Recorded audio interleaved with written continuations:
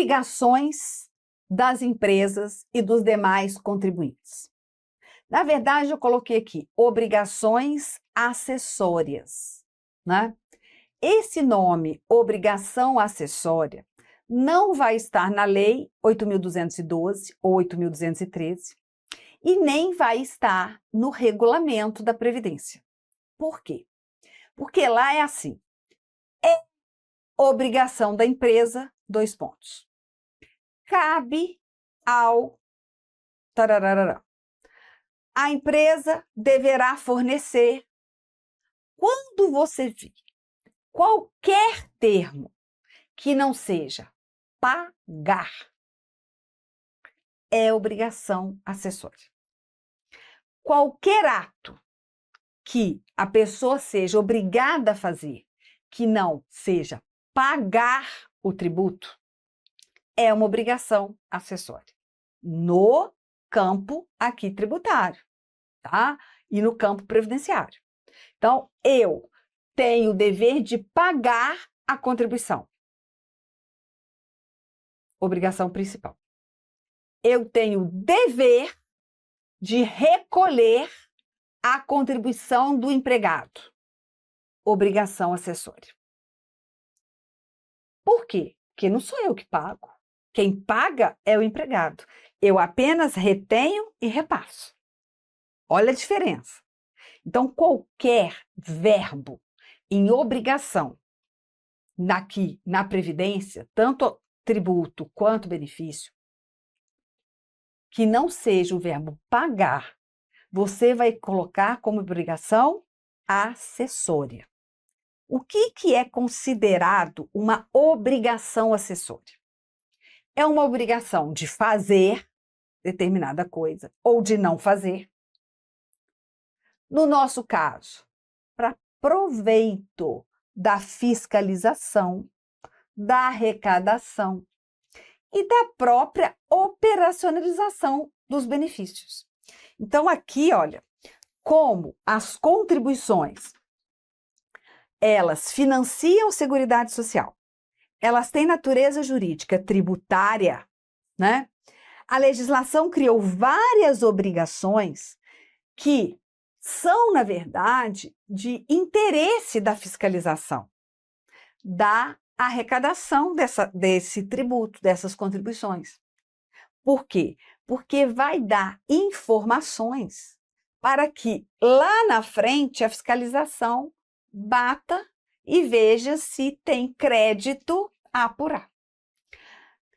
Essas obrigações, muitas vezes também, são importantes para o próprio INSS, em relação, por exemplo, ao salário de contribuição, né? Quanto é que aquele segurado recebe? Qual é o valor? Ele é empregado? Não, ele presta serviço à empresa. Ele é contribuinte individual. Ah, então contribuinte individual não tem direito ao auxílio acidente. Então, são obrigações que a gente vai ver aqui que, na verdade, você vai ver ao longo da lei e do decreto, espalhado, e algumas detalhadas em determinados artigos. Tá? Mas são todas obrigações acessórias. Então, veja, quando há uma obrigação e a pessoa que é obrigada a fazer não faz, ela está sujeita à imposição de multa. Não aquela multa de mora, né? Não é multa de mora, é multa por descumprimento de uma obrigação imposta pela lei. Por exemplo, você em acidente, na aula de acidente do trabalho, você viu que cabe à empresa, ao empregador doméstico, fazer a comunicação do acidente do trabalho até o primeiro dia útil seguinte ao da sua ocorrência. E em caso de morte, imediatamente. Se faz depois, incorre em multa. Por quê? Porque não cumpriu a obrigação no prazo legal. Tá? É uma obrigação acessória? É uma obrigação acessória. Então, vamos lá. Folha de pagamento. Olha, A empresa, o empregador doméstico também, né, o empregador, ele deve preparar a folha de pagamento mensal com a remuneração paga devida ou creditada a todos os segurados a seu serviço. E, de forma coletiva, por estabelecimento, por obra de construção civil, por tomador de serviço, né? Aí constando, veja, o nome de cada segurado, cargo, função, serviço prestado, e agrupando em categorias. Empregados são esses, trabalhador avulso aqueles, contribuinte individual, os outros. Identificar ali o nome das seguradas em gozo de salário maternidade, já que a empresa, aí eu vou no caso do parto, né? Ela é que paga o salário maternidade para depois ter o reembolso. Então, é importante que isso esteja informado. Parcelas integrantes e não integrantes da remuneração, porque aí você vai lá na situação do salário de contribuição, então vai estar discriminado salário, horas extras, comissão, vale transporte, isso tudo tem que vir na folha, né? Indicação das cotas de salário família, atribuídos a quem? Ao empregado, ao trabalhador avulso. E no caso do empregador doméstico, o salário família do empregado doméstico. Então, isso tudo tem que ser preparado, né? Hoje, com o e-social, isso é preparado por meio eletrônico. Então, já a própria empresa, o empregador já, como que ele fala? Já dispõe aquelas informações em meio eletrônico, né? Preparando. Mas é obrigação fazer a preparação da folha de pagamento. Contabilidade, escrituração contábil. Sim, a empresa é obrigada a lançar, nos títulos próprios da contabilidade, o fato gerador das contribuições sociais. Então, todas as contribuições que são dela como contribuinte e daquelas que ela é responsável. Reter a contribuição, né? E repassar. Então, ela tem que fazer isso, toda a escrituração contábil. Então, ela vai lançar nos livros próprios, e aí agora a gente tem no meio digital, né? Toda essa escrituração. Todos os fatos geradores, todas aquelas parcelas, né? Identificando o que integra, o que não integra, o salário de contribuição, para quê? Para que a fiscalização depois venha, né, a ter ali a informação do que foi pago, devido ou creditado ao segurado. E, nesse caso, ela avaliar o que é salário de contribuição e o que não é, para fins de incidência da contribuição previdenciária. Prestação de informações. Então, é obrigação da empresa prestar informação à Secretaria da Receita Federal do Brasil. Isso é uma obrigação acessória. Então, prestar todas as informações cadastrais, financeiras, contábeis, de interesse da Receita, né? Aí, de acordo com o que ela estabelecer. E também os esclarecimentos à fiscalização. Olha, sob pena de não prestar as informações completas, né, de forma correta, está sujeito também a multas. E aí vamos. Exibir todos os documentos e livros relacionados às contribuições sociais da Seguridade Social para a fiscalização da Secretaria da Receita Federal. Então, aqui eu já até comentei. Depois, órgãos da administração direta, autarquias, fundações e empresas públicas da União, dos Estados, do Distrito Federal e dos municípios, olha só, ficam obrigados obrigados a apresentar a contabilidade entregue ao Tribunal de Controle Externo e a folha de pagamento até o dia 30 de abril do ano seguinte ao encerramento do exercício. Olha só, tem que apresentar para a Receita, né, e entregar ao Tribunal de Contas. Então, o Estado e o município é o Tribunal de Contas do Estado. DF é o Tribunal de Contas do DF. União, Tribunal de Contas da União. Isso é uma obrigação acessória. Bem, inscrever os segurados. Quando a gente fala em filiação e inscrição, a gente viu que a inscrição é o ato de cadastramento do segurado. É a formalização do vínculo do segurado com a Previdência Social. Alguns segurados, eles vão ser inscritos não por ato próprio, mas pelo empregador, pela empresa.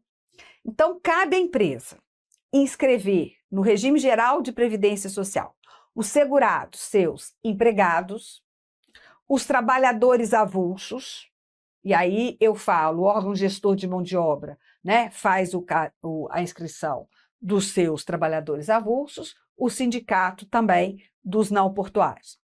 Olha, no caso da empresa, ela vai fazer a inscrição do segurado hoje, né, por meio do e-social, a inscrição dos trabalhadores avulsos portuários feita pelo órgão gestor de mão de obra e o sindicato nos trabalhadores avulsos não portuários.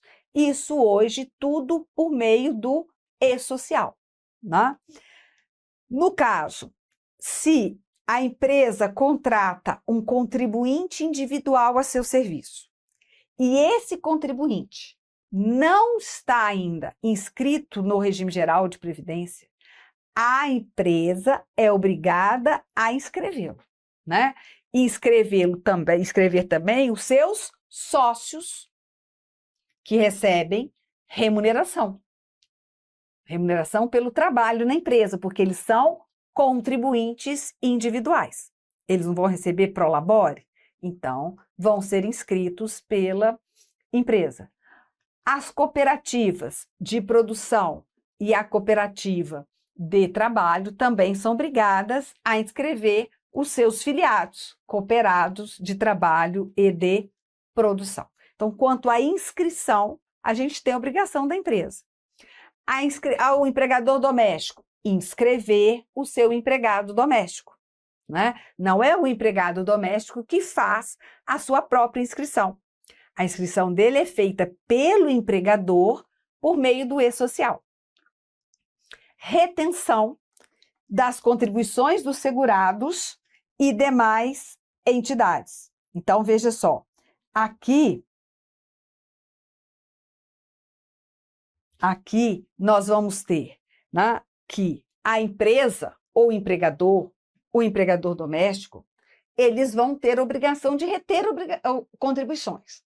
No caso da empresa, ela retém a contribuição dos segurados, empregados, do contribuinte individual que lhe presta serviço, do trabalhador avulso, né? Não portuário, porque o portuário o órgão gestor já faz, e passa para os cofres da União. Ela também vai ter que reter a contribuição dos espetáculos desportivos, naquela condição da contribuição substitutiva, a empresa consignatária, cooperativa, adquirente, quando ela adquire a produção do segurado especial, do produtor rural, pessoa física, né? Ela vai subrogar-se no dever de reter e contribuir, tá? Então, são obrigações acessórias. Tem uma outra obrigação que é para os cartórios. Cartório de registro civil de pessoas naturais. Antigamente, o cartório tinha que apresentar para o INSS a relação de óbitos até o dia 10 do mês seguinte. Isso era frágil demais. Por quê? Porque se o segurado, aposentado, morreu no dia 1º, só no dia 10 do mês seguinte é que o INSS ia saber. E aí, muitas vezes gerava um benefício naquele mês e tinha saque por outra pessoa. Isso dava e dá um trabalho tremendo para recuperar esse crédito. Agora, ficou melhor. Por quê? O titular do cartório de registro civil, ele tem até um dia útil, tá?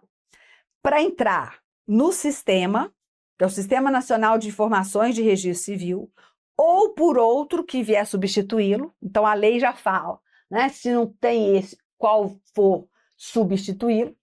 A relação de nascimentos, natimorto, porque natimorto também dá direito a salário maternidade, né? Casamento, óbito, averbação, anotação e retificação registrado. Olha, divorcio, tem que ir lá averbar o meu divórcio. Tem prestação alimentícia? Não, então eu deixo de ser dependente do segurado, do regime geral. Tá? Então, isso tudo até o 1º dia útil, até um dia útil depois. Não vai esperar o outro mês.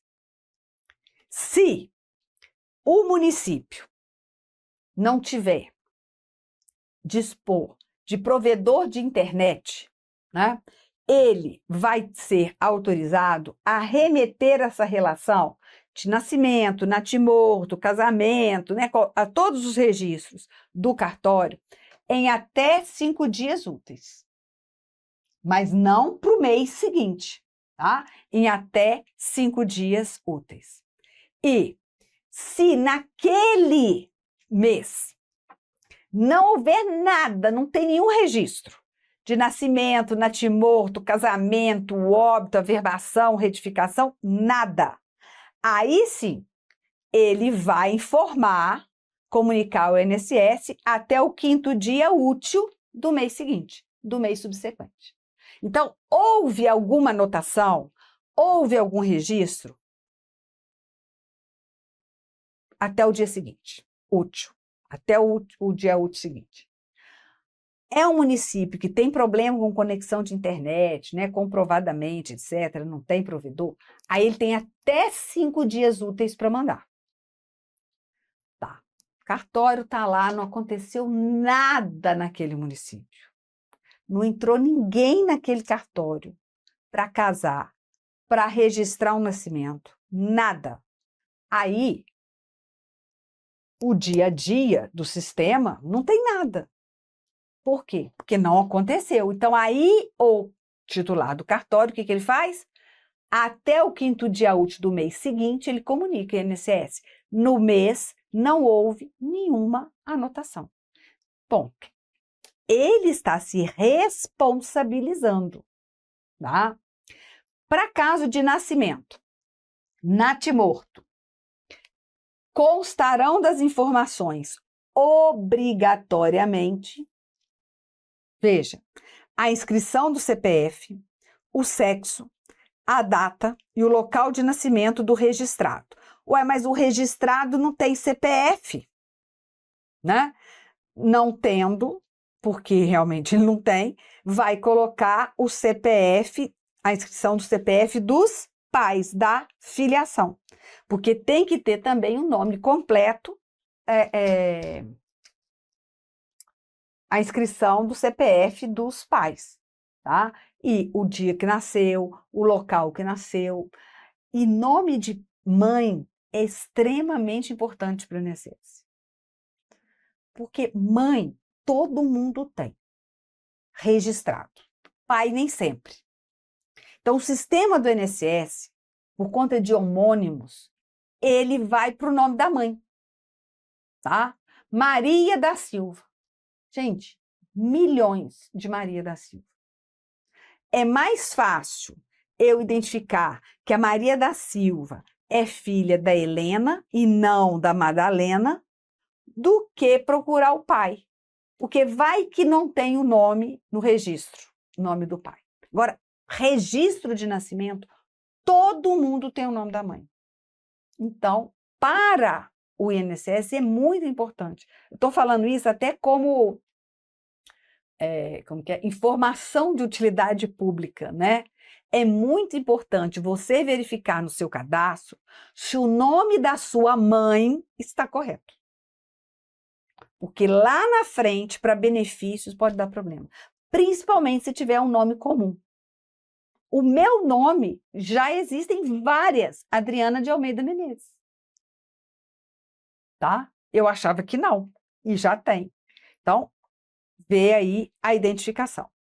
Registros de casamento e de óbito. Tem que haver, obrigatoriamente, a inscrição no CPF, o sexo, a data e o local de nascimento do registrado e, se possível, se disponível, o número do PIS/PASEP, de quem morreu, né? O NIT ou o NIS, número de identificação do trabalhador ou número de identificação social. Se ele tiver benefício sendo pago pelo INSS, o número do benefício, o número da carteira de identidade, o número do título de eleitor, o número da carteira de trabalho. Isso se for possível. Quando meu pai faleceu, eu só coloquei as informações obrigatórias. Não deu tempo de eu procurar tudo que precisava do disponível, né? Mas, imediatamente eu comuniquei o óbito para o INSS. Eu não esperei o cartório comunicar. Eu mesma já fiz a comunicação.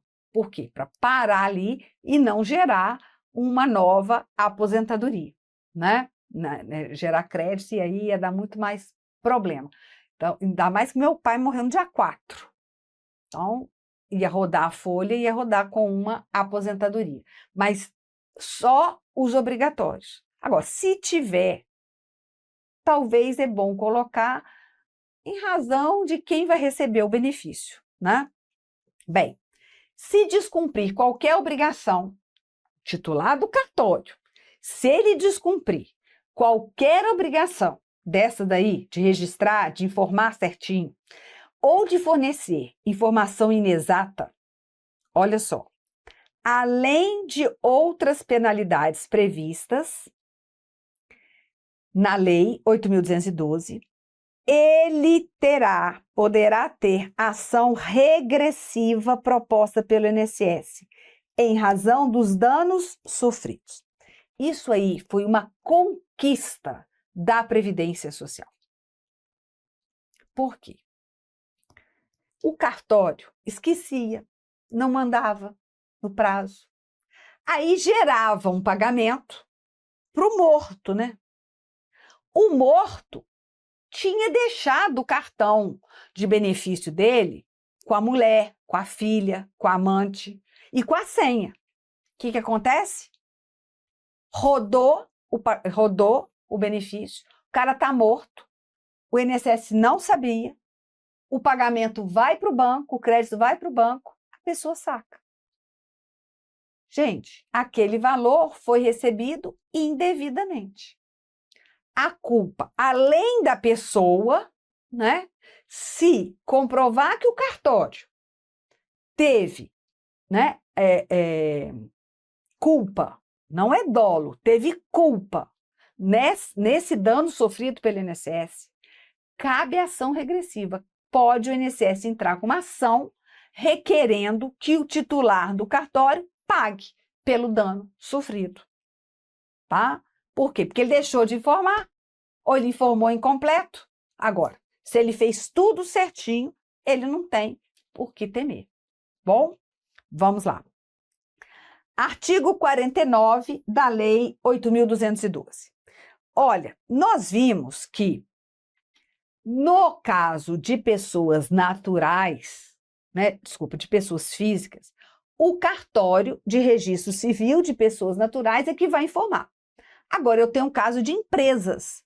Então, veja, o Departamento Nacional de Registro do Comércio, por intermédio das juntas comerciais, e os cartórios de registro civil de pessoas jurídicas, né, porque tem pessoa jurídica que não precisa ter inscrição na junta comercial, prestarão obrigatoriamente.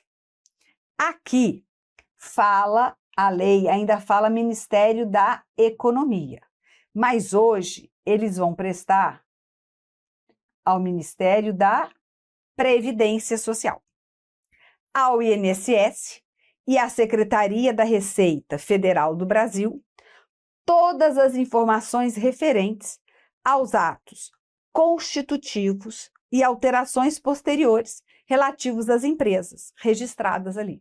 Então, quando foi colocado esse parágrafo, era Ministério da Economia, aquele grande ministério que tinha ali a Previdência, né, a Fazenda, tudo, o trabalho, tudo num grande ministério. Em 2023, nós temos a recriação do Ministério da Fazenda, do Ministério do Trabalho e Emprego e do Ministério da Previdência Social. Aí vai informar ao Ministério da Previdência, ao INSS e à Secretaria da Receita Federal do Brasil. Bem, terminamos as obrigações acessórias. Professor, podem ter ou pode haver mais obrigações acessórias? Você sabe a maioria delas. A empresa é obrigada a elaborar e manter atualizado o laudo técnico das condições ambientais do trabalho, o LTCAT. Elaborar o perfil profissiográfico previdenciário, o PPP, e fornecer uma cópia autêntica para quem lhe prestou serviço, né? Para o seu empregado, até mesmo, se for o caso, para o contribuinte individual. A empresa tem a obrigação de formular a CAT, Comunicação de Acidente do Trabalho. A empresa é obrigada a informar ao seu empregado, né, os perigos ou como manusear determinados produtos para evitar um futuro acidente do trabalho. Então, toda vez que você for estudar e está lá, cabe à empresa informar, manter, formular, elaborar, prestar, fazer, descrever, isso, recolher, reter, isso tudo é obrigação acessória, tá? Então, algumas estão no bojo, no texto da lei, outras estão no artigo 30 da Lei 8.212. Cabe à empresa, aí vem as obrigações, tá? Por isso que, às vezes, no edital, nós temos temas coincidentes. Obrigações das empresas e demais contribuintes. Ora, está falando só da parte de obrigações que vão levar a uma melhoria na fiscalização ou de todas as obrigações acessórias de fazer? E aí eu sou obrigada a falar sobre tudo, né? Quando eu falo de aposentadoria especial, eu falo, olha, tem que manter o LTCAT atualizado, elaborar o PPP, fornecer cópia. Lá eu falo. Quando eu falo de acidente de trabalho, eu falo, tem que fazer a comunicação do acidente do trabalho até o prazo X, sob pena de multa. Então, no curso inteiro, você não vai deixar de aprender as obrigações, tá? Mas sempre lembrar, qualquer verbo de obrigação de fazer que não seja pagar, tá bom? São obrigações acessórias. Fechou essa parte.